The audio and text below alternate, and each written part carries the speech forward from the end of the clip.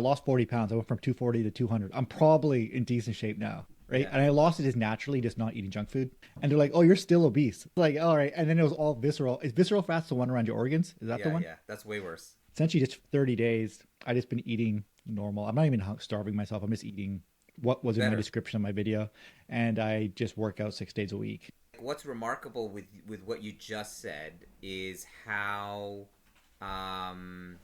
powerful just diet can be. You Yeah, know, like you said, you're not doing anything crazy. You're not starving yourself, but you stopped eating all that garbage, right? And when you're talking about visceral fat, there's lots of skinny people with a lot of visceral fat, and it's not necessarily hand in hand. There's lots of as you get more and more obese, there is more likelihood that you have visceral fat, which is worse for longevity.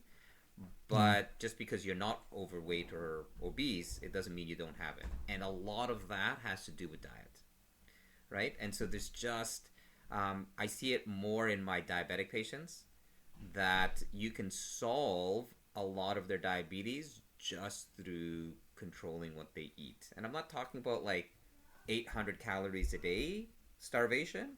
I'm talking about just like don't eat all that processed food. Don't eat all that chips and the donuts and the, don't put 3 servings of sugar in your coffee and, all this stuff that you just like, I could do that. yeah. That's basically all. Was I was well aware of that when I went from 240 to 200. I went, oh, this is dietary. Like and I and I think it's pretty shocking when I didn't even do a super cleanup of my diet. I was still eating Mm, McDonald's once a week. I just reduced how bad I was eating, and because of that, you melt off fat. It's like people don't have to go from complete garbage to complete clean. I did a technically like a 6 7 month detox slowly and still lost 40 pounds not doing it with full intention. And mm, then with full intention, the last 30 days, you're seeing drastic results. But I still lost mm, 40 pounds just by being like, I'm not going to eat McDonald's every day. I'm not going to eat a tub of ice cream every single evening. I'm not going to drink sugar pop. I'm just going to remove that. And that mm. melted it off. Yeah. But I was still not eating perfect. But that one shift immediately made me lose weight. I wasn't even really going to the gym. And then when I decided to do the 30 days, I knew it was all diet. I'm doing Mm-hmm. 6 days a week exercise, but I know realistically I don't need to do that. I could do 3 days a week full body, right? Especially because I'm losing weight. And as long as I have the diet dialed in, I'm going to get the results I'm looking. But I'm Mm-hmm. going 6 days, and a lot of it was psychological. It was, I just need to separate myself from the office, from work. I have 2 kids. Just get me in the gym for an hour so I have alone time for a little bit. So we kind of set it up for that. But that was sort of the reasoning behind it. Talk a bit more about that skinny fat thing because that's what shocked me because I always heard growing up, I'd always be like, that guy had a heart attack. And like, yeah, but Mm-hmm. he was so skinny. Oh, Mm-hmm. that person had a heart attack, but he was so skinny. And Mm-hmm. everyone's going, well, how did they get a heart attack? Like maybe he drank too much wine. They're like, oh, he had a glass of wine. Maybe that gave him a heart attack. It's Mm-hmm. like, no, no, no. He was me. He was that guy that looked skinny, but had all this organ fat. How Mm-hmm. common is that? Um, what's a clear sign you have it? I think looking back for myself, the clear sign was extended belly. Is that the word for it? Where your belly Mm-hmm. kind of protrudes a bit because Yeah, yeah. I You have got all a that little bit organ fat. Is that protuberant. yeah? So can Okay. you what could us skinny fat guys be looking out for that a sign that we have that? Yeah, and quite honestly, oftentimes that's why people don't realize it is that there's no symptoms, there's no signs. Sometimes you can get some cholesterol deposits around your eyelids called xanthomas, um, and that could be a sign of some high cholesterol in your body. But just talking about visceral fat of like skinny people with visceral fat, there is no outward sign. And these are Yeah, the people who things creep up on them. And there are people out there who just are, whether it's genetics, it's probably mostly driven by genetics, they just don't gain weight. And so they think that they don't have to exercise and they don't have to eat well. They can, like, they say, often boast, like, oh, look, I can eat McDonald's and not gain any weight. And so I'm healthy, but really they're not. And that's why it's important for people to be looking at not just how they look outside, which I think unfortunately in our, for better or worse, in our society is really highly valued, how you look outwardly. But it's really equally or more important to also look at your inside. and whether that's through imaging, like you said, like through, imaging with a DEXA scan or with an ultrasound to look at visceral fat, but also looking at, your blood work and your epigenetics and your genetics as to what you are at risk for now and what you may be at risk for in the future, and to control those. How many times do we hear in the news about people who are triathletes or ultra marathon runners, and then they die, or they get a massive heart attack? Like you said, these really skinny people that look healthy and they're really actually very active, and then they get a heart attack and then they die, right? Yeah. It's not that uncommon. And I think it's because there's so much emphasis and so much value put on how someone looks externally, that if you look good externally, you must be good internally. And then they're not being properly evaluated, is what I would say. And just to go off on a little bit of a tangent, because I think this is a question that I think a lot of people have, which is like, well, a lot of these execs, for instance, I have some CEO patients, and they say, well, I go through my standard executive checkup, and they didn't find anything, and then I get a heart attack, and I'm pretty upset, right? And then they're like, is this just bad luck? Was there no way for me to determine? And the answer is that you have to really look at, and you have to strip everything down to its foundations. Like the foundation of medicine as we know it, like Western medicine, is not based on wellness. The way that medicine has evolved over time, I used to think the doctors were at the top of the pyramid, but we're not. The top of the pyramid is pharmaceutical companies. They created the entire industry and the entire curriculum. And quite honestly, I'm not going to bash them because I have a job because of them. But to understand that, pharmaceutical companies are not interested in wellness. They are interested in, and their mandate is in identifying disease, whether that's a real disease or created disease. That's their mandate, to find and identify disease and thereby create a treatment, not a cure, but a treatment for that disease.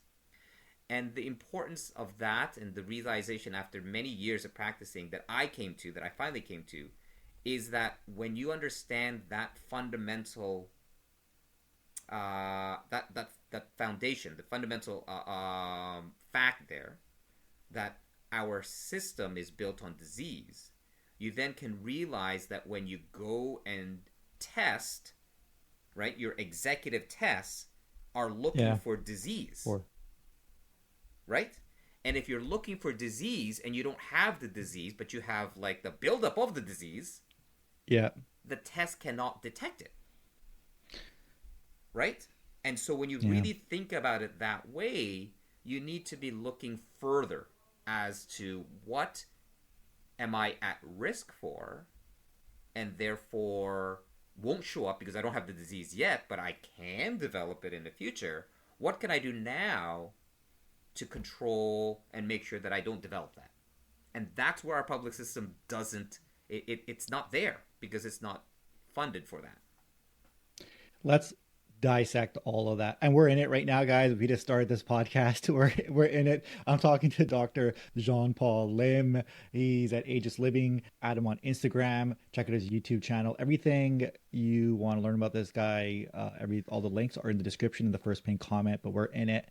Let's break that all down right now. Okay, so I like how you say, so you're more focused on preventative now, right? Because all they're looking for is the disease, and that's why we're missing it. That makes a lot of sense, because I always hear about people going, I got my doctor checkup, 6 months later, they suffer a heart attack, and I go, how are they not seeing this stuff? It's because it's a fundamental flaw in the system. Now, I wouldn't call it a flaw, though, because I'm not here to bash anybody. It's not a flaw. It's just how it's it's the way set the up. system was set up. It's purposeful. Yes. Yeah, it's not bash it. Now, I'm obsessed now because I have kids living longer, and I'm trying to get into more preventative stuff. Now, you're talking about, okay, what am I at risk for? I know now I accrue belly fat. I get organ fat. Man, is it easy for me to get that. If I stick to what I'm doing, I just go, for the rest of my life, I will stay disciplined. I know I'm at risk of this. Can I avoid a heart attack if I just simply do that? Or outside of a rare genetic anomaly, can I avoid a heart attack if I just go, I'm always just going to eat good, have moderate exercise for the rest of my life? Is that something I can take off the list of potential things that could get me in the end? Is that how it works? So You it's a look good at something question. that, yeah. Good question. And I'm gonna answer and then I'm gonna give you an example. I'm gonna say no, okay? Because there's no guarantees in this life, right? What I can say is that by implementing certain lifestyle changes, whether that's natural and sometimes pharmaceutical, you can reduce your likelihood. And the example I'm going to give is I remember I was in Toronto doing some extra training on prevention and rehabilitation. Okay. And I met I want to say, I don't know if I got the age completely right, but he's around 78. Is a very prominent figure in Toronto. And he was there and he had a heart attack and he was part of this secondary prevention. Secondary prevention means you've already had some event and now you're trying to prevent the next one from happening. And his story was that he told me very briefly during our brief encounter was that he felt very disappointed because he thought he did everything right, which is what you're saying. He exercised regularly, he ate well, he tried to be conscientious of what he put into his body, and he looked physically well, and he went to his regular checkups, right? He was an executive, so he got his executive checkup as well. And he says, I still had a heart attack. And he said that he was so disappointed. He said, I felt like all of that was for nothing, right? And to a lot of people, it would seem true, right? Like, why did you invest all that time and energy? Because it's not passive. It requires active participation. And I told him, I said, listen, I know the only way to have known what benefit you gained was if you had a parallel you in another universe that didn't do all that. And then did they have a heart attack? Right? And I told him, I said, the truth really probably is that you would have had a heart attack 10 years earlier. Yeah. Right? And you gave yourself 10 extra good years. And so that's really trying to answer your question. It's not a guarantee. If you do all of the right things, right? If we live a great life and we do all the right things and we're good people, I mean, you could still step across the street and get hit by a car, and that's fate, and whatever you want to call it, and then you die. That sucks. Yeah. Same as this. There are things that I think that this is what I try to tell patients. There are things that you could do to minimize your risk, but not take it away. And what I try to help my patients really plan for is when they get to the end, whatever that end may be, whether it's the end of their life or when they get some type of medical issue, that they can look back and say that there was nothing else that they could have done. I would be able to live at peace with that. Right? There's nothing else that I could have done. If I get that cancer diagnosis, I've done everything I could have. I looked at all the stuff. I looked at my epigenetics. I've looked at all the markers. I've done all that stuff. I've made sure that I'm not eating processed food and ultra-processed food and sugars and all that sort of stuff. And then I exercise regularly. There was nothing else I could have done. And I think there's a level of mental peace that can come with that. I think you hit the nail on the head there. I think that's all you can try to attain then is that level of mental peace. Because what would be worse than knowing when you're on your deathbed, I could have prevented this. I could have slowed this down. I prevented that hard word. You can't use that word, but I could have, given myself another year. Man, wouldn't you want another day? If I had another day and I knew at the end, I would move hell on earth, like heaven on earth, and just try to get that extra day if I could, if I knew it. So that's the best way to look at it. It's more about, if you don't do this, what would happen? If I did not do this, I guaranteed I get a heart attack eventually. I'm 40 years old right now, so I'd be looking at something before. I don't know. I'm just guesstimating. I'll say 50 years old. Let's just make it worst case. I'm 50 years old, but it would be bad. But at least now I'm slowing it down. Maybe I'm genetically predisposed to something, but I'll just kind of follow it. And now my eye's on the ball. Like that's one thing. I have this thing that I always talk about people, and this is generalizing, just not me, but humans. I go, people are really, really good at solving problems. So when you look at the turn of the century, 19th century, we had a list of the top 10 things that would take out the human race. and everyone was like, this is the world, it's going to end. Everybody was freaking out. But because we diagnosed those top 10 things, they're no longer the things that are affecting the world. We solved all those problems. On an individual level, we do the same thing. Once something comes on our radar, I think most of us, if it scares us enough, we go, that's now on the list. I'm aware of it. Let's get ahead of that. And then we solve that problem. Yeah. It's the dangerous stuff that you don't see coming is what hurts you.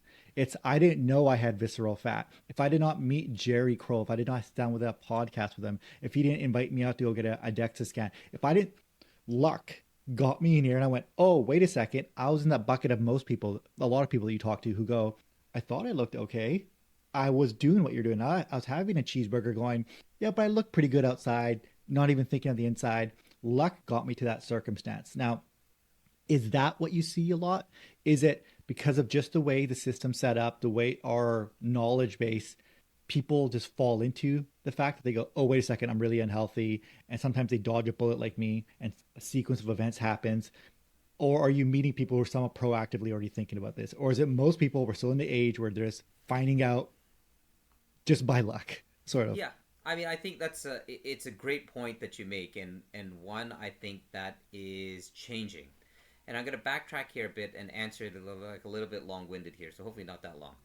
But when you, again, I really try to strip everything down to its basis, all right? And so when I think about people, because the longest time, even when you're talking about someone who's had an actual medical issue, getting them to make change is so hard.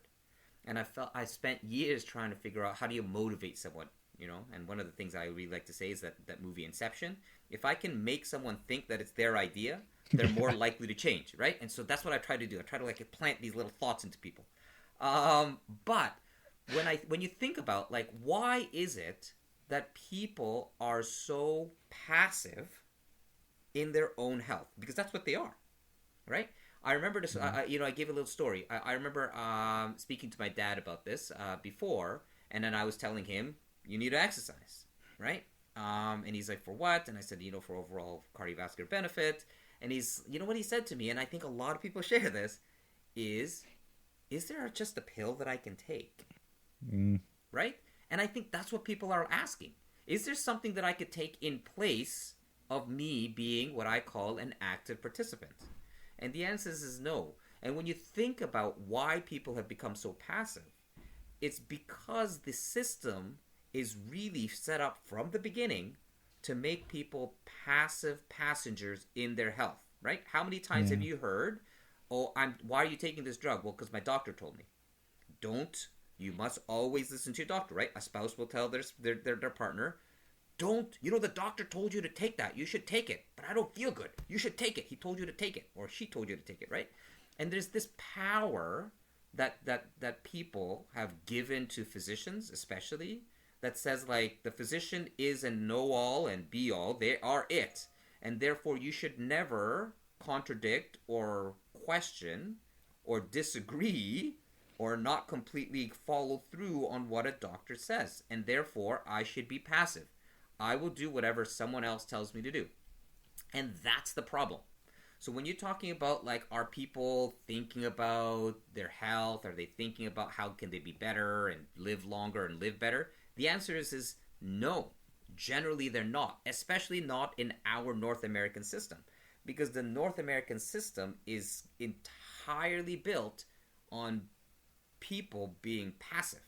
And it's changing. Yeah. It's changing a bit, right? Like in the US, for instance, where they're empowering patients to take control of their own data, right? Less so here in Canada, because we usually lag by several years.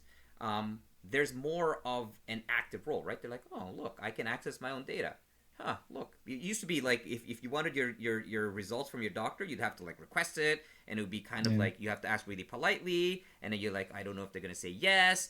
And it was like, but you think about it, you're like, that's yours, right? Yeah. That's your data. You should own it, right? But it's come to a point where people aren't. And so again, in the U.S., there's this movement to becoming like, okay, I have my own data. I should be able to access it. I should know, right? And then that's allowing them, I think, to take a step towards being more active in their participation, right?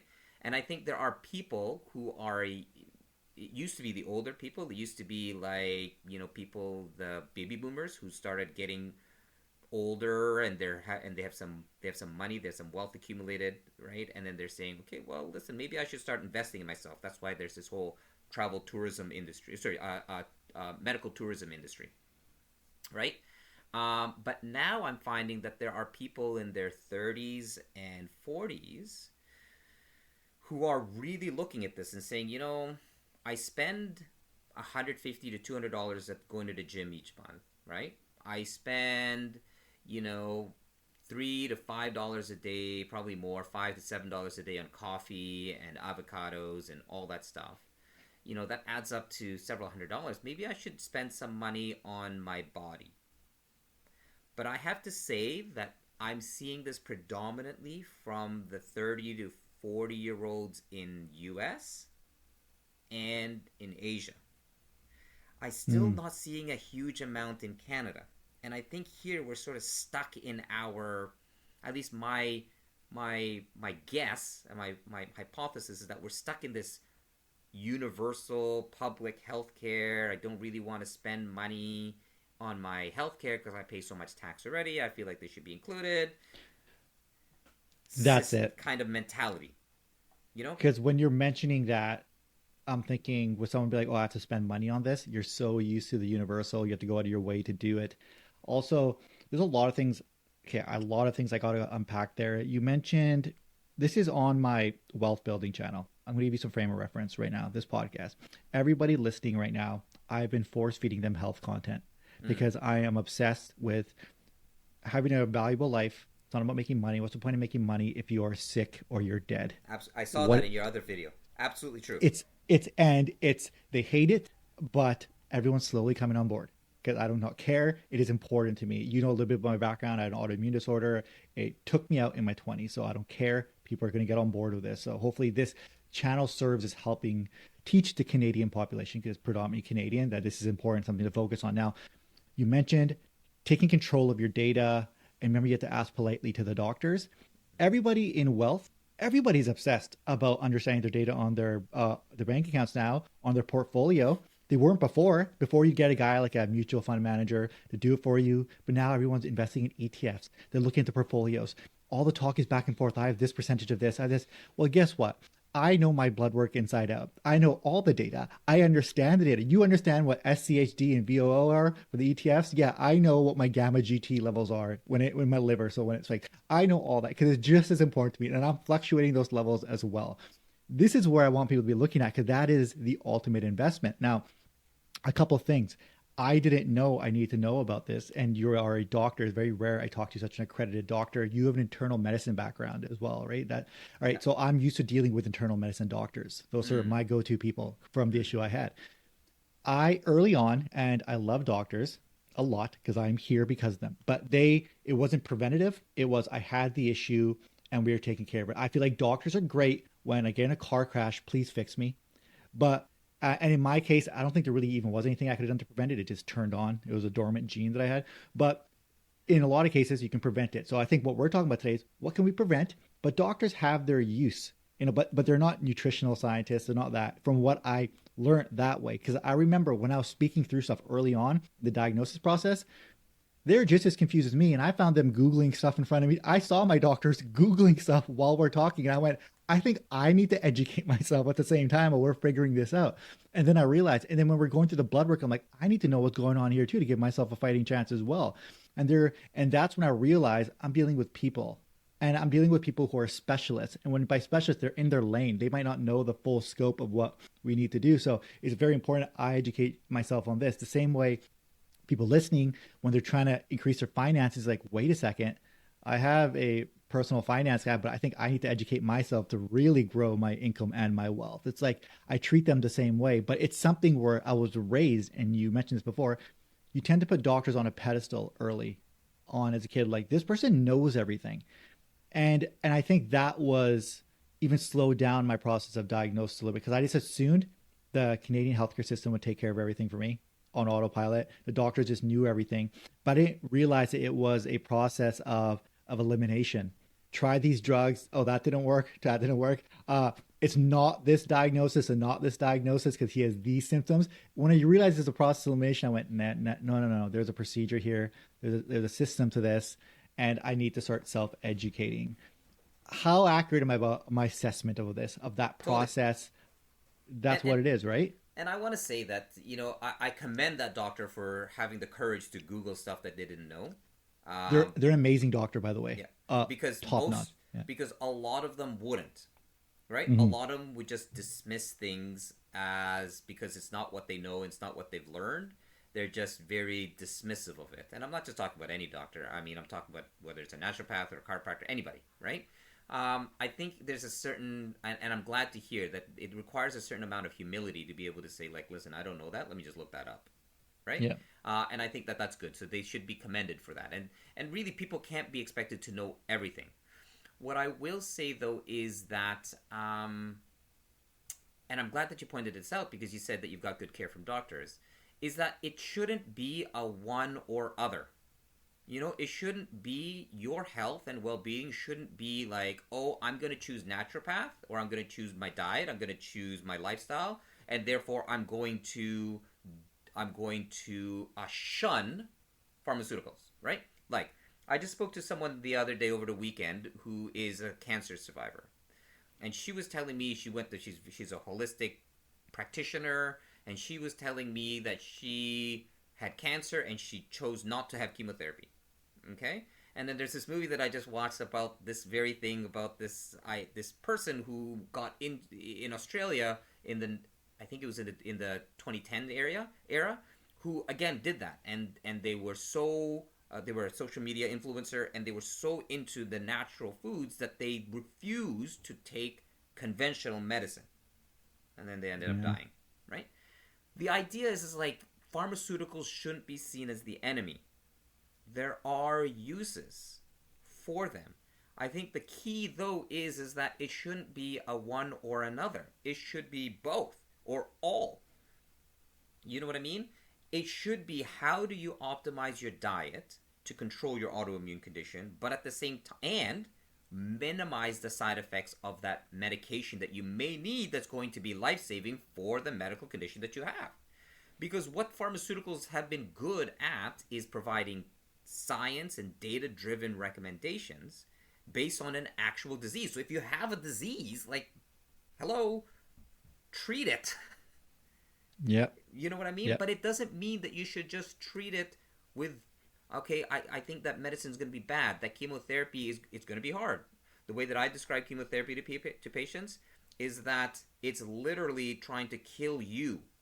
But the goal of chemotherapy is to hopefully kill the cancer, which is faster growing, before it kills you. But make no mistake, it is killing you. Yeah. Okay? And so how can you prepare the body to be able to accept that kind of brutality? Right? Not through pharmaceuticals, but through things like technologies, like maybe a hyperbaric chamber or maybe some red light. And how about your nutritional status? Because we know with no doubt that the better a person enters some type of insult, whether that insult is chemo or surgery, the better that they enter from a physical, emotional, mental standpoint, the better they exit. There's a thing here where they go, how stressed out you are, how depressed you are also affects your health. But I feel like these are all things that feed into each other. Absolutely. I notice when I'm eating shitty, I'm a little bit more depressed. I get worse sleep. When I get bad sleep, I actually get sad. I wake up sad when I have bad sleep, and that affects everything. And then I get sick more often. I actually get sick. Eat healthy, start exercising, I start feeling happier. I start feeling better. It feeds into it. And then now that I feel happy and better, I want to eat better. I want to exercise again. And you have to pick which loop you're stuck in, right? You can be stuck in this loop, but I think the hard part is breaking out of that loop and jumping over to the next one. Absolutely. How do we do that? Because I know so many people, I'm trying to think of how I do it. I do it because I'm just like, F it. I'm just going to break the loop, and I just take that temporary pain and I go, I'll just do it, like rip off the Band-Aid. is there a smoother way for like the average person of like how do you make that transition? Is it just a gradual, slowly eat better, like I mentioned before, slowly exercise? But that's even hard because there's a mental shift of like you have to do that. It's Mm-hmm. like that first step mentally is so hard. Do you have advice for people for that mental part? Because this is all everything we're talking about is mental. Nothing works if your brain doesn't say, let's do this. Totally, And you can do it totally. repeatedly for long periods of time, by the way. Not just do it because you're motivated, do it the next day, the next day, the next day, the next day. Yeah. Like, So there, unfortunately, there isn't a, as you could imagine, with the diversity of people in general and their backgrounds, yeah. there is no one size, there's no one solution that fits all. One of the things, though, that I find really helps is accountability. Okay, so what I used to not when I worked out quite hard in my earlier 20s, there were days that I didn't feel like I wanted to go to the gym, but I had friends that I worked out with, and that's why I went. So the days that I felt like I don't feel like it, I'm pretty tired. It's I had a long day at work. I still went, and it's that accountability because someone was counting on you to be there, right? And so that's an important thing. I would take it one step further, and you want accountability with someone that you can trust, right? So someone that is going to be open to googling things, okay? Someone who's going to be knowledgeable enough to be able to anchor what it is that you're suggesting, right? That's important. And honestly, that's what we try to provide at Ageless Living, right? Is to be able to offer that kind of foundation for people to come to and say, this is a reliable source. I'm not just going to go look this up on Instagram and see like, should I take peptides? And then I'm going to look it up and I'm like, oh yeah, I get a bunch of influencers telling me I should do this and therefore I'm going to go do it, right? That's not the way that you want to approach things. And so when you're looking at really how do you achieve this wellness, right? You need accountability, I think, is one, right? To jump from one spiral to the better spiral. And you need someone that is going to be open and trustworthy for you to partner with and hold you accountable.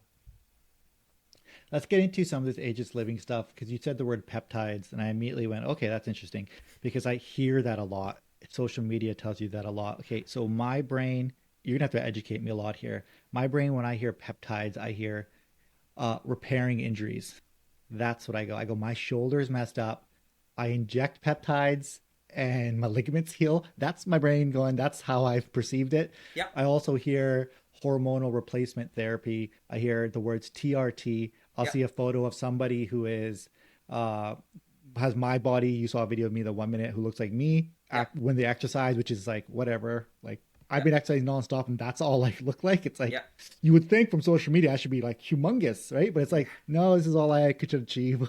Sorry, guys. Pretty good. But if someone goes TRT, I feel like they're just like everything is like crazy after 30 days.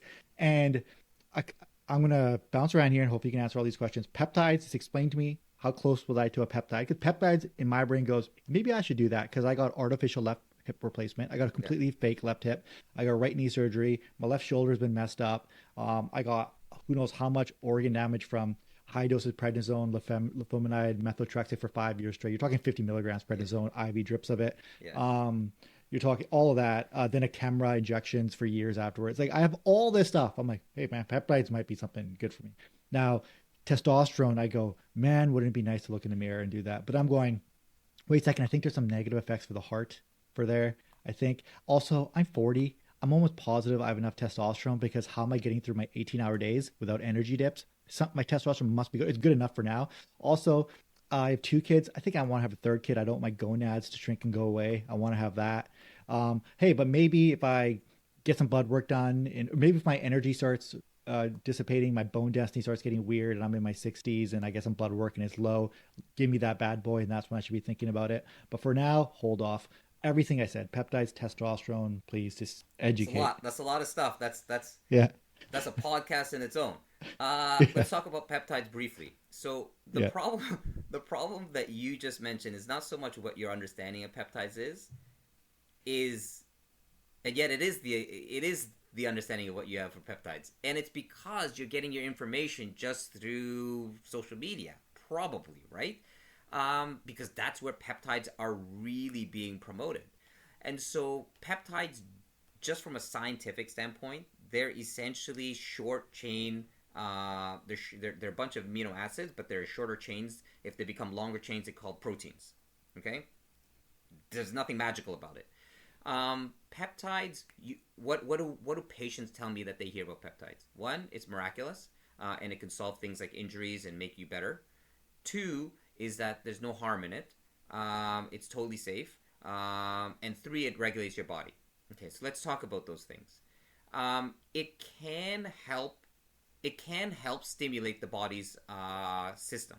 Okay, and there can be something more physiologic about that. It is theoretically possible. I'll give you an example. There are two peptides on the market right now that people don't even realize are peptides. Two big ones, at least, that most people know. Ozempic and Mounjaro. All right? Oh, okay. Those are peptides. And we know for certain that they have lots of side effects. Okay? I mean, you're talking about like gastroparesis or paralysis of the stomach. You're talking about like probably 1 in 5 patients get nausea and constipation, like really bad. And so, no, not all peptides, just because it's a peptide, doesn't mean that it's totally safe, okay? It doesn't mean, and there's some visual problems that can occur with Ozempic. I'm not saying that that's bad. I'm just saying that it's not as safe as, it's not totally 100% safe, which is what's being peddled around in social media. Peptides can help regulate or stimulate certain parts of your body, and the idea is that if you can use your own internal body to be able to, for instance, there's a peptide that releases growth hormone, among other things, right? If you can release growth hormone more naturally, then it can still use the rest of the body's checkpoints, is the idea behind it. I don't know that that's necessarily true, right? Because there are no studies. That's the problem with peptides right now, is it's being pushed as if it's safe and efficacious and it's the fountain of youth and the holy grail. But without real data to support, what can you really expect in terms of outcomes, when you spend thousands of dollars on this stuff, and what are the potential side effects that you can get? I mean, I think the public is being the experiment on its own without any control, right? And so that's where I'm very cautious about this, because I don't want to. The last thing I want to be is someone who sells the snake oil. And whether I intended to sell the snake oil or not, I just don't want to sell the snake oil at all, right? Yeah. And so I do think that there are some potential benefits to peptides. Now, in terms of would it be beneficial if you've got all these other things? You've got an artificial knee. Well, you've got knee surgery. You've got an artificial hip. I could tell you that it's probably not going to do anything for that hip, right? I mean, it's an artificial hip. You're not gonna do peptides and all of a sudden it turns into a real hip. You're not going to you're not going to build your bone back, and that thing's going to eject out that titanium. But it can have uses in things like your joints. But honestly, I mean, the way that I explain this to patients is this. I mean, people try to grab what is the sexiest thing right in front of them now. Okay? But it may be, that tree with the fruits. It's like high up in the tree. You're like, oh, I really want that red apple. It's all the way at the top, and it's the sexiest thing. It's so red and juicy. I just want to grab it because everyone in social media is talking about it, and everyone around me is talking about it. But then people ignore, like, hey, listen, what about all these apples? Like, you could just stand there and grab it. It's like literally right there. Why don't you just grab those ones? No, I want to grab the big red one at the top. Not realizing that actually that big red one, it may give them 5% benefit, and the stuff at the bottom gives them 70% benefit. And that's the problem that I have with people. This is when they're asking me about peptides, I don't think they're asking the right question. The right question should be, what can I do to make myself better? But really what they're asking, that's the question that they should be asking me. But they're asking me, should I take peptides? Yeah. Right? And I would say, like, simple things. If you eat a bunch of ultra-processed foods, stop it. Okay? If you're not exercising, exercise. If you smoke, stop smoking. If you drink alcohol, stop drinking. If you take drugs, don't do the drugs. You know what I mean? Like, those are what you should be focusing on. And then when you do that, it should be like a graded system, right? It's like, okay, well, now that you've got a good, before we build the house, let's lay the foundation, all right? Then we can build the first floor. Let's not try to build the second floor when the foundation is still wet and, it's kind of a little bit built, but not really, because that second floor is just going to fall down. right? Is And so it? that's I think that's where people are, right? And sorry, just to answer your second question about TRT or testosterone, because I do a lot of this. I do hormone optimization, and my goal is not TRT. So TRT stands for testosterone replacement therapy. I am not trying to replace people's testosterone. I am trying to supplement it. Okay? And I think there's a fundamental difference, because optimizing your levels can have longevity benefits, or does have longevity benefits.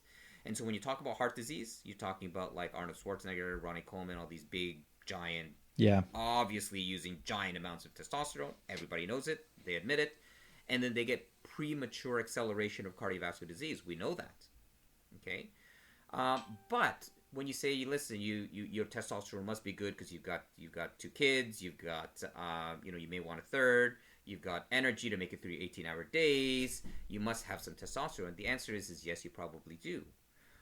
But, do you have less drive? Do you have less motivation, when you compare yourself to your 20s? Is your libido not where it used to be? It never used to be as strong. And people say, yeah, that's because I've been married for 20 years. What do you want it to be? Is your erections not as hard or as common? Remember when we were 20s, you get an erection every day as a male, right? Brain fog, concentration. So testosterone isn't, and muscle mass, right? Your ability to build muscle. So there's so much to talk about here, but just very briefly, we know that there is a direct relationship between the bulk of muscle, to a certain extent, and longevity, right? So if you have sarcopenia, which is less muscle, we know that you live less. You die earlier, in other words, okay? And so you want to be able to maintain a certain amount of muscle bulk. Okay, not just fat, muscle bulk, right? And so again, it's just to a certain point. And so the idea is that testosterone traditionally is thought of as muscles and libido.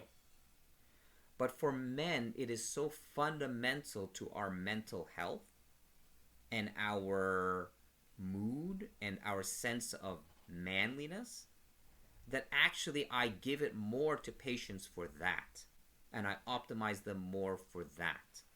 And I'm gonna go a little bit more tangent here, because I'm gonna just go out there and say this is my theory. This is a personal theory and not based on hard science.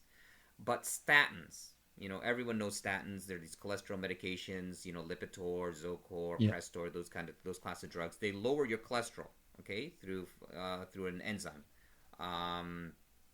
HMG, CoA reductase. And so what it does is when it lowers your cholesterol, guess what cholesterol is used for? It's used to create sex hormones. And so people's testosterone gets suppressed. Okay? Not to a level where they actually become like low, but the functional testosterone and steroids get suppressed.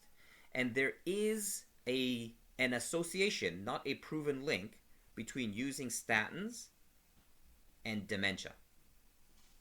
Okay, and people don't talk about this, and they can't do a study long enough to be able to tease out whether it is just a trend towards higher dementia or whether it's a true association with dementia.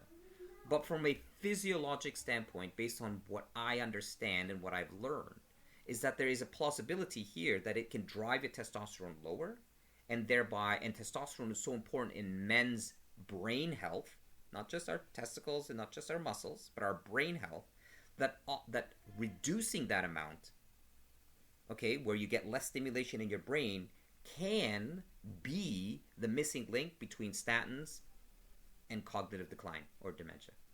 Okay, again, my theory, but plausible from a physiologic standpoint.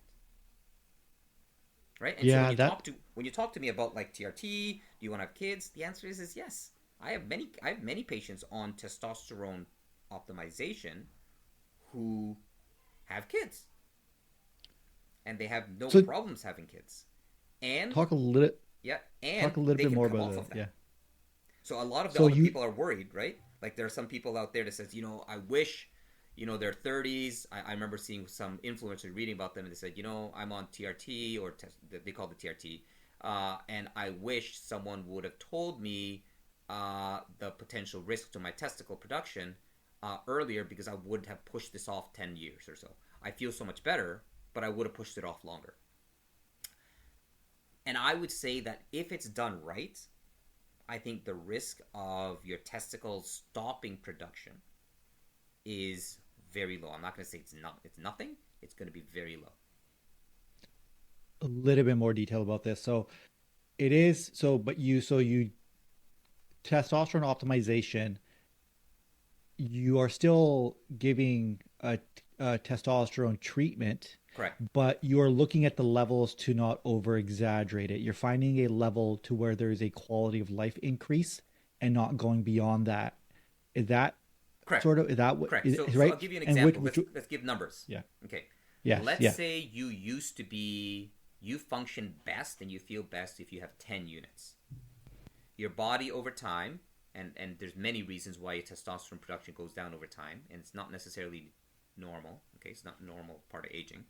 One of it being the fact that we are in a digital age where you never really disconnect, right? So there's no real time for your body to heal, and so our cortisol levels are always constantly high. Then there's diet and exercise, all that stuff. Okay, so let's say you functionally feel optimized at 10, and at your age, at 40, you're producing, say, 6.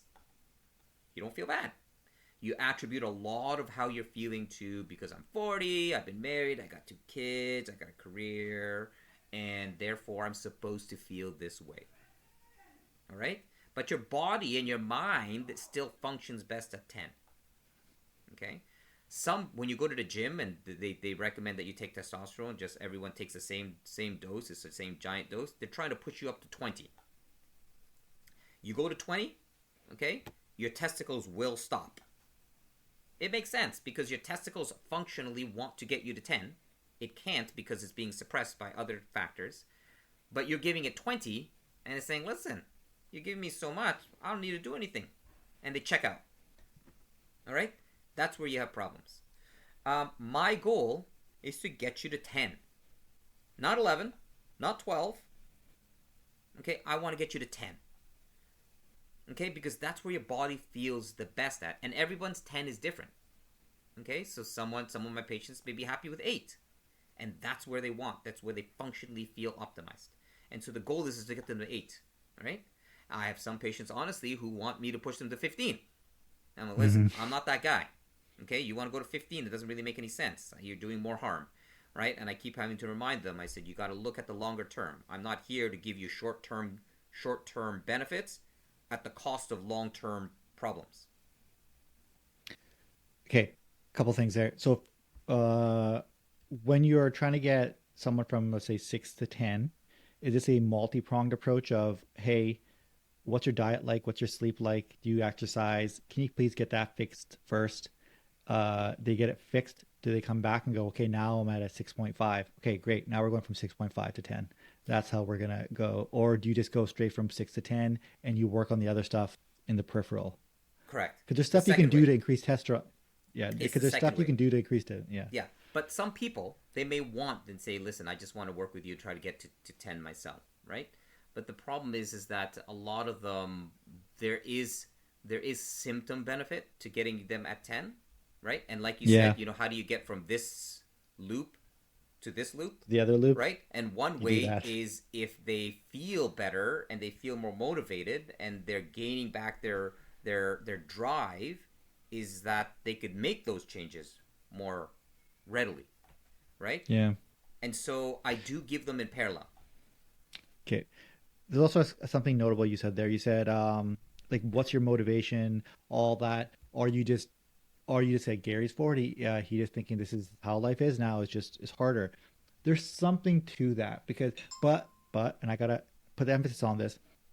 When I was sick, I was still trying to do marketing contracts when I was sick. I was in the ICU. I had a laptop open. I only had one good hand. My left hand was paralyzed. Right hand, I was working with my right hand on my laptop because they had Wi-Fi at Surrey Memorial. I was doing that, and I was hooked up to an IV for prednisone because my organs were going. But I was still trying to finish a contract. I realized I can work rain if I'm sick and dying, and I don't need motivation. So a long time ago, I eliminated feeling good as far as what is required in order to do something. That died a decade ago. So oftentimes when I'm doing stuff, I don't factor in how I'm feeling. I have been going to the gym for 30 days. I have not once wanted to go to the gym. I'm tired. It's 9 o'clock at night, 10 o'clock at night. My kids just went to bed. I hate going. I'm going, all right. But my brain's just like, all right, we're going now. It's like that meant like that thing that nobody wants to do. I just do now. I want to eat some stuff. No, I'm just eating this because this one's supposed to eat. Like I can't differentiate now. I've lost context of, do I feel bad? Can I even tell when I'm feeling bad? It's all numb. I'm numb to it. I can only really tell when I'm feeling good, but I've constant hits of dopamine feeling good because I work at home with my kids. So I'm constantly getting that. But the indicators I notice, and I'll talk about libido because I feel like that's the easiest thing for me to dictate. That's what I've always noticed is like, this is how I gauge testosterone. And I want to tell you how accurate is this. When I drop calories, and you're talking about cholesterol being converted into a sex hormone or sexual, all that, I'm going, okay, wait a second. Maybe my little theory was right. When I start dropping calories, I'm talking like 1,500 calories, 1,600 calories. When I've tried to lose weight in the past, my libido dies. It dies, right? It dies in the morning. Gary's not waking up happy anymore. I have no drive. It's gone. As soon as I increase calories, it comes back supercharged. And I'm just talking right back to maintenance of like 2,200 calories. It's why I haven't dropped calories throughout my whole diet. I haven't restricted calories at all because like I can't deal with that. I don't like the way I feel. I hate having no libido. I hate all that. And I attribute that to, I'm pretty sure it's crushing my testosterone when I go lower calorie like that. So I got to figure out a way to lose fat, build muscle without dropping calories into some crazy deficit. How accurate is that? Now, technically, if I were someone who wanted results faster, could I go, Dr. Lim, I'm doing this 90-day thing. I want to drop to 1,600 calories temporarily. Could you do temporary treatments of testosterone while you're in that calorie deficit to keep that level from, because I think it's crashing. You tell me if it is. It's going from, I'm not at 10. I know I'm not at 10. We all know I'm not at 10. So let's say I'm at 6. And it goes from 6 to 2. Could you get me back up to at least 6? Like what for that temporary 3 months, and then we maybe wean off of it again and then see where I land? Or is there no value doing a temporary treatment? Is it more of a sustained effort now? Once you're on, you're on. And when you're on, sorry, long-winded questions here. How often does treatment go? So because you're doing a sort of health optimization, right? You're not just dosing people with 20, getting them all to 20, and they're, going crazy. I don't know, however they do it. What does that look like? How often are they coming into your office? How's that work? Like walk us through those steps in my scenario. Yeah. Going to the first part of the question, what happens when you're calorie deficit and you're trying to lose weight, whether it actually causes a measurable depression in your testosterone in your blood, it probably doesn't, but it probably causes a suppression in the functional testosterone that your body is able to use. And the reason for it actually is, again, physiologic, right?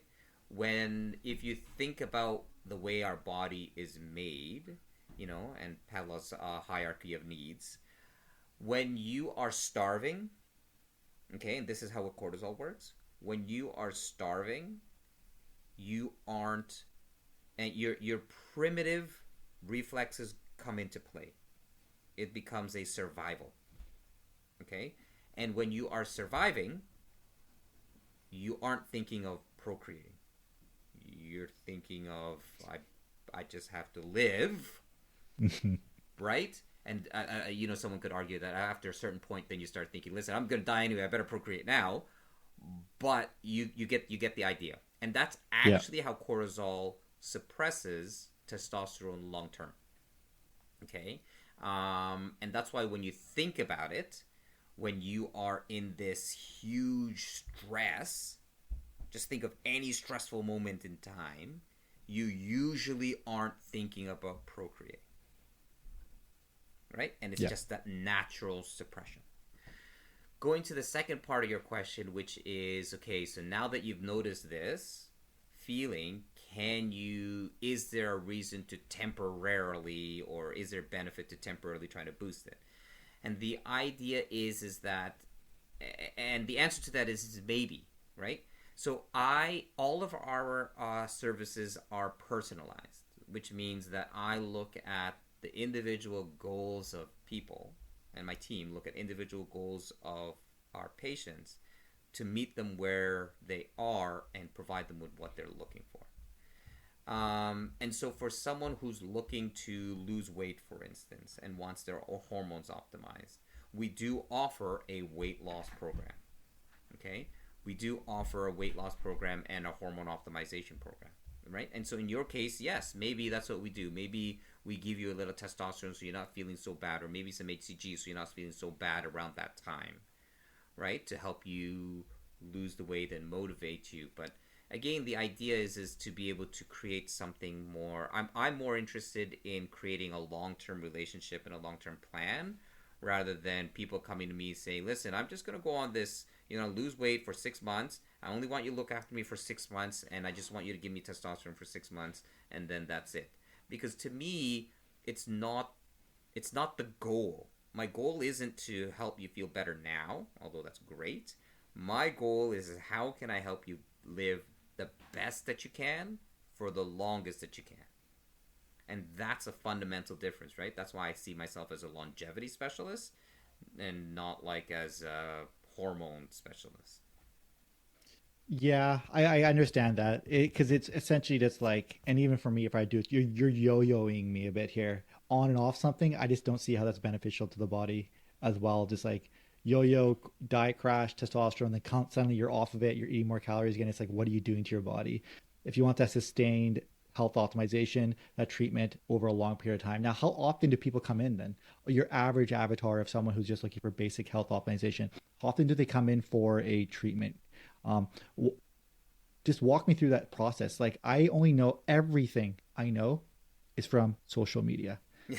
Everything. So I'm 100%. There's not one piece of information that's been given to me by a licensed professional. Nothing. It's come from a credible source. That's why this is important. This is why I have to ask these questions, because everyone watching, it's got all their information from social media, right? So we have the opportunity to talk to someone who actually knows what they're talking about. So this is like, I got to ask these questions. It's, what does that look like? Because what I've seen is, I think maybe Brian Johnson, you're probably aware of him, the longevity guy. Maybe him. He looks like, I think he takes testosterone replacement therapy, and he does everything. It like once a. He takes too much. I don't even know how he discerns what's working, because you've added 18 million things to the mix. Mm-hmm. How do you test which to actually move in the? That's a whole nother thing. But I think he does like once a week, and these people come to him. Are people coming to you? Are they going into your office once a week, getting some sort of injection, and then going about their business? How's that work? So for testosterone, it is usually the most reliable form that I've had with my patients is through an injection. The injection isn't the greatest for other reasons, but in general, it's the most reliable. The creams, there's variable absorption. I don't like it, and they get transfer. But the injection is once a week. 100% of my patients do it themselves.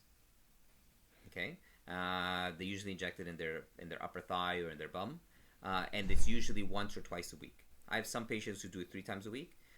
You could do it intramuscular, like in the muscle, or you could do it subcutaneous. Okay, there's enough data to support subcutaneous. The most physiologic way is if you could do it every day. It's a bit cumbersome. That gives you a more flat curve in terms of dosing, but most people it's too much. And so when you look at the way that it works for testosterone, if you give it, like, you usually, you give the injection day 0, day 1, it's your levels are high, and then it sort of dips, right? And then it dips in sort of a linear, not a linear curve, it's kind of like an exponential curve, right? Down. And so that's how it works. And then you get your next one, and it's sort of like it looks like a little kind of roller coaster. Wave. Yeah. Like a sine wave. That's not the most physiologic, but it's usually enough for the body to be able to accommodate, okay? Because you get some highs, you get a little bit of lows. Again, once or twice a week. They come and see me usually every 2 months, okay, until they're stable. And the reason that it's for 2 months is because it takes like 2 or 3 months for your body to stabilize, okay? Because it has to adjust its own production, and it's a little, and with what you're giving it. for patients in my longevity program who are looking at more holistic, not just testosterone, but holistic, we do private testing, public testing, we look at epigenetics, we look at all that stuff. I have a team that helps to follow up with them every few weeks, every month, and then they follow up with me every 2 months as well. Back to something you said, you're like, everybody just wants a pill for everything. In layman's terms, why can't it be taken in pill form? In the most layman's term possible. It's just our body can't process it because it has to go through the digestive tract, and that just doesn't go anywhere. No, I mean, I think there are some things that your body just makes that doesn't come in a pill, and you use your own body's checkpoints to be able to maintain its own balance, right? And so, the thing is that when you take something externally, you digest it and it creates peaks and troughs, right? And your body has to adjust. When it does something naturally, I mean, just imagine, it can cycle thousands of times per second, and it can sample thousands of times per second, and it can give you exactly what you need to a fraction of the dose of what you can take orally, right? And so when you're talking about exercise, when you're talking about diet, you're using the natural body's ability to maintain its balance, right? And going back to your other question of, you asked it before, which is like, you eat, you find that what you eat dictates your mood, and then dictates what you want to eat more, and there's sort of this cycle. There's this phenomenon of gut microbiome. I don't know if you've heard of it, but the gut microbiome essentially is the bacteria inside your gut. Okay, mm-hmm. And there is lots of emerging evidence to suggest that this is extraordinarily important in chronic diseases, including mental health. And so, when you look at the importance of the gut microbiome, it really, to me, is exemplified with the data that they did, where if you were to disintegrate a human being into its DNA, we actually are more bacterial DNA than human. Yeah, I've heard. Right? Yeah. And you see, like, whoa, that's weird. We're actually more bacteria than we are human. In that sense, you know what I mean? And it just, the importance of that isn't so much that we're a bacteria, but that the gut microbiome is so important. Okay? And things like antibiotics, things like stress, things like our lifestyle, things like our diet ultimately affects the bacteria in the gut, and thereby influences the way that we function and feel. And so getting the gut in a good health, in a good healthy state, is important, which we do as well. Do you have a more common type of person coming through your clinic than anything? Like, is there like an avatar that you see? Is it normally middle-aged men that come through typically for services, or do you just have a wide range? But is there sort of an age skew?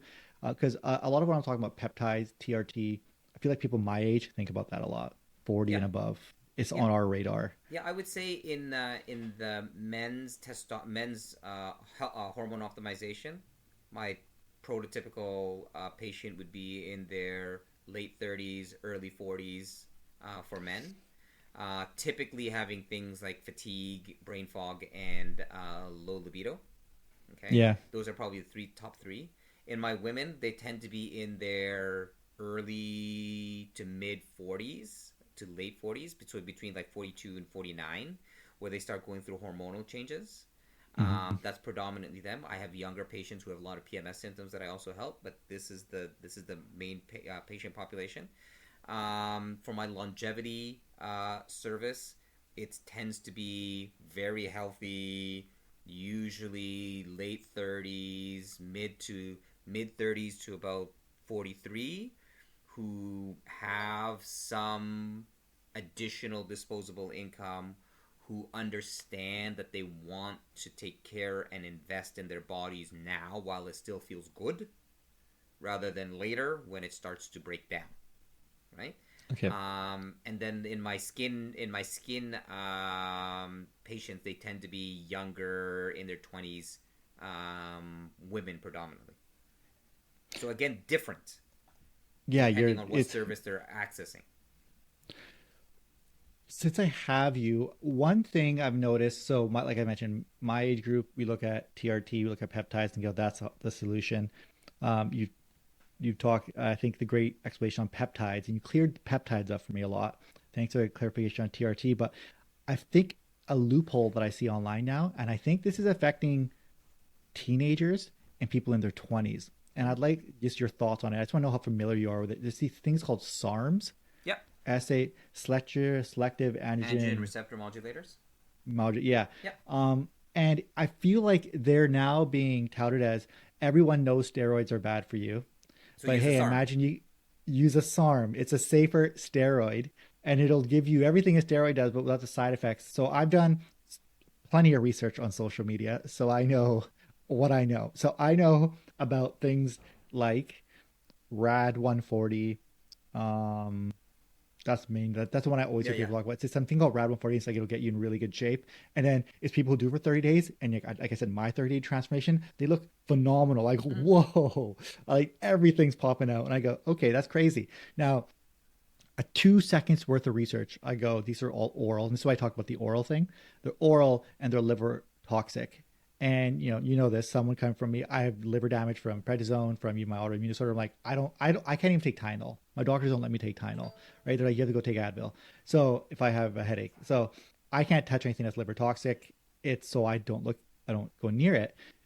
What do you feel about those? And everyone, and the verbiage and the terminology online, it's called lab rat. So they can't even talk about it. They go, so with my lab rat took this dosage. It's like, so if you're already referring to yourself as a As a lab lab rat. rat, Yep. it's a, for me, I feel like it's a red flag. But what do you feel like that?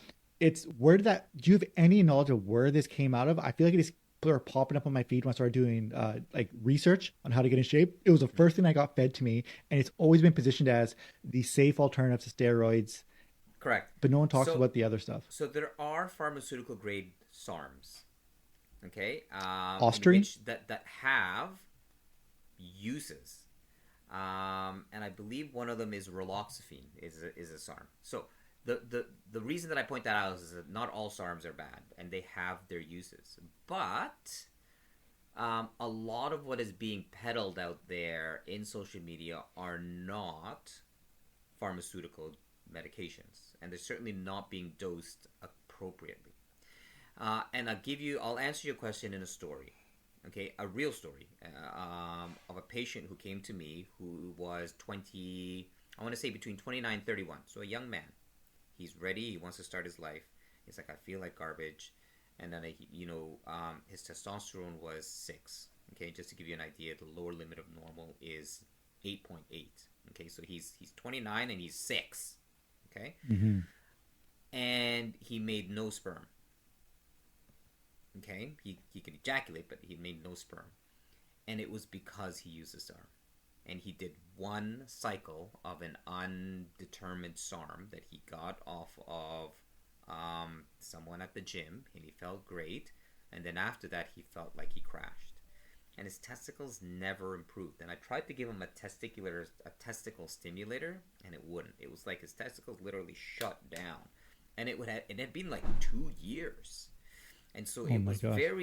it was unfortunate because this is a gentleman who was looking at having a family. He wanted to have kids of his own, and he couldn't, and I couldn't stimulate his testicles. There's nothing I can do. I mean, I can't pound the testicles, I can tell him to start working.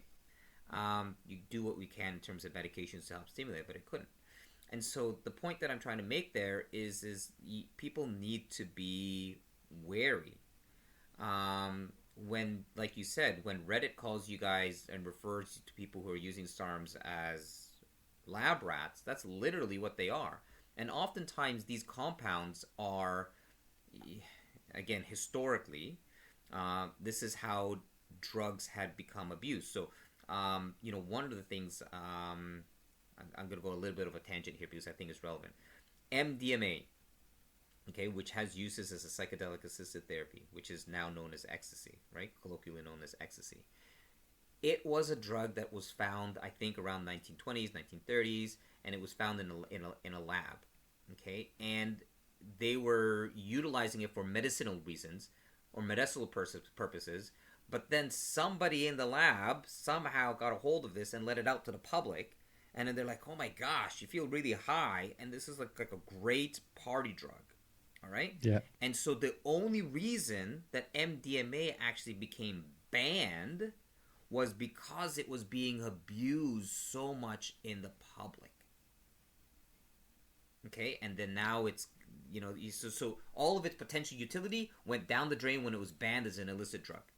Okay, and the reason that I give that example is that the SARMs that we're using, a lot of them that I'm seeing on the streets or in the gym, are drugs that were experimental, okay, that somehow someone got a hold of, and they're making it in less ideal situations, right? In a bathtub, or in some type of illegal lab, or everyone always says, I've never met someone who says, like, listen, my product is not clean, but you should take it, right? They always like, no, this is clean, this is clean, this is good. I'm like, well, how is it good? Because I know the guy that, the guy that I buy it from, he's good. He's been taking this, and that guy, he's been taking it for someone else, and it just goes up the chain. There's no way to know that this is good. You know what I mean? And so we know what's happening right now with the fentanyl tainting, right? That's the easy, most common, most obvious thing for people who live in Vancouver and actually in North America. But there's no way to know that it's clean. There's no way to know its potency. And there's no way to know what its effect really is, especially if you're taking an experimental drug. Now, if you're taking a SARM that is pharmaceutical grade and it's from a pharmaceutical company, right? And it's a prescription, and you're taking it at a reasonable prescribed dose, then your chances of having an adverse reaction that's actual consequential is going to be remote or rare, right? Except for someone like you who may have liver problems, in which case we have to monitor it closely. But generally, you're not going to have these kinds of problems. Do you know what I mean? That is so important. You said that. I remember when I was reading up on the SARMs, and I probably was on a Reddit thread, and it was people like, "Hey, I don't even know what I'm getting. I don't know what I'm getting." And now you mentioned that story of that kid who had his testosterone shut down. He might have bought Rad 140 or thought he bought it. Who knows what he actually got?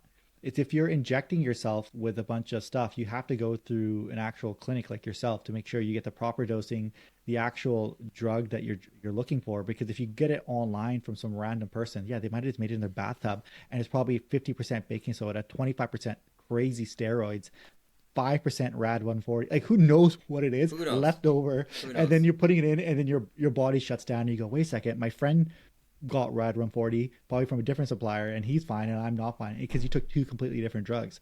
From that level, it's like, even if you don't care about your organs and you don't care about the side effects, it's like, because you don't know where it's coming from, you have unlimited side effects that you can't even consider.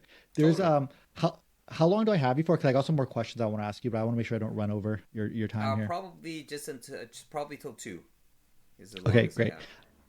I just want to talk about I just want to make a quick correction, just for your listeners. Raloxifene is a SERM, which is an estrogen receptor modulator. I just remembered because I give it for estrogen modulation, but it's similar to a SARM in that it's just that a SARM is the androgen receptor rather than an estrogen receptor, but the idea is the same.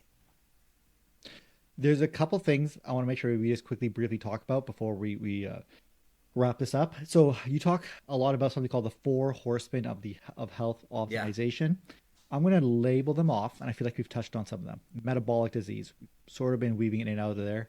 Cardiovascular disease, kind of talking in and out of there, and a little bit about that. Cancer, and then neurodegenerative disease. Okay, I kind of want to just focus on neurodegenerative Alzheimer's. Just call it disease. Alzheimer's. Yeah, Alzheimer's. Is the big one. Just because that's the one that scares my parents the most. Mm-hmm. It's when they complain about, oh my gosh, because my grandma had it at the end of her life.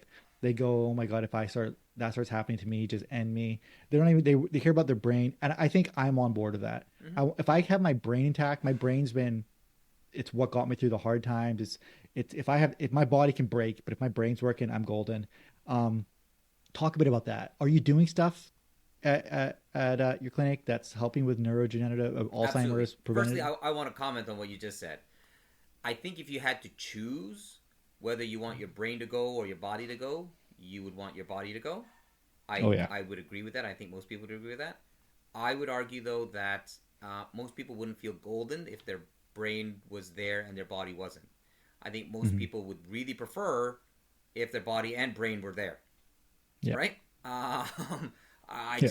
I just want to say that. I mean, if you had a choice, if you only had one choice though, it would probably be like give me my brain health and I could deal with my body's being sick. Um, the Four Horsemen.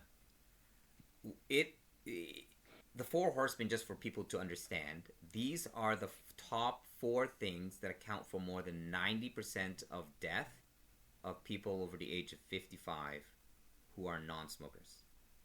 It is the four things that you can think about, almost always embodies everything that someone worries about getting older. If you ask people, what are you worried about when you get older, that's going to make you die, right? That's going to limit your lifespan. One is they just want to be functional, right? I just want to be as functional as I can. Okay, that's not part of the Four Horsemen. The four things, if you think about, people don't want to die from a heart attack or a stroke, right? That they don't want to get a heart attack or a stroke. That's cardiovascular, right? Metabolic disease is things like diabetes and high cholesterol and high blood pressure, which goes into the others, right? That's metabolic. Cancer, obviously, that's what people are totally scared about. Like, I'm gonna get cancer. Look at Chadwick Bosworth, right? Died of cancer at age 39, stage 4 colorectal cancer. That sucks. Okay, and then neurodegenerative, Alzheimer's is the one that's most prevalent, or the one that's most common. And you just mentioned it. Now, are there things that we can do to take away that risk? The answer is honestly probably not. But what can we do to minimize that risk is really the way that I always frame it.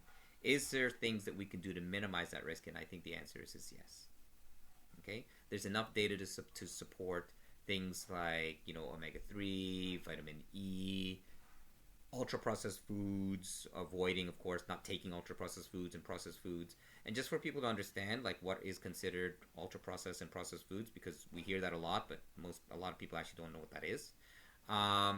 I call it anything where, if you think about what that product used to look like when we harvested it, if it doesn't look like that anymore, that's ultra processed, right? So anything made of refined flour, I mean, refined flour comes from a wheat. If you look at refined flour, and you look at a wheat, they look nothing the same.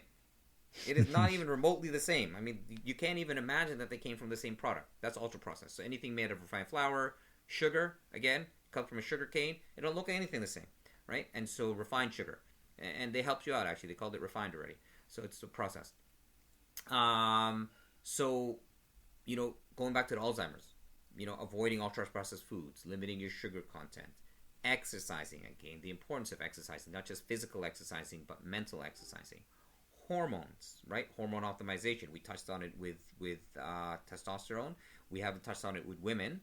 The women's brain is full of estrogen receptors, especially in the hippocampus, which is the part of the brain that controls long-term memory. Okay, sorry, short-term memory. Okay, the long-term memory is kind of more diffusely around the brain. But that's what gets affected in Alzheimer's. It's that short-term memory, right? If you think about Alzheimer's, their long-term memory is intact. They just can't remember anything now, right? Anything recent. And so hormone optimization, also important. And then is there, I always like to explore. Again, I embrace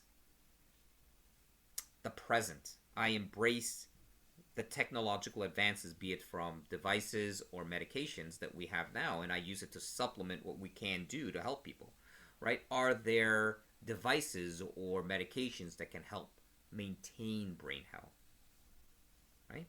And I think there is, right? The brain exercises, controlling your stress through things like meditation devices. I think those are great. Is continuing to learn as you get older a way to avoid Alzheimer's and dementia? Totally. My grandpa was always learning. The difference between my grandma and grandpa is my grandma, I love her. I love my grandma, but she was not that interested in learning new facts and stuff all day.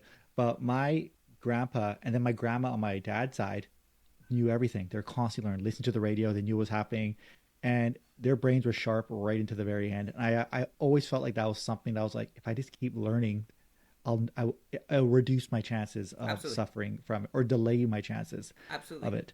It's about stimulation, right? It's just like exercising your muscles, and the brain is like a muscle, right? So if you exercise your muscles, I mean, even as you get older, you may not get as big, but your muscles stay intact, right? You can still build up bulk.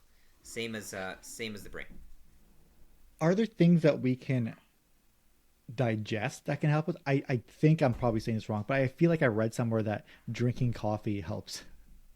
But No, I mean I don't I drinking coffee has shown some general benefits. I would say for general longevity.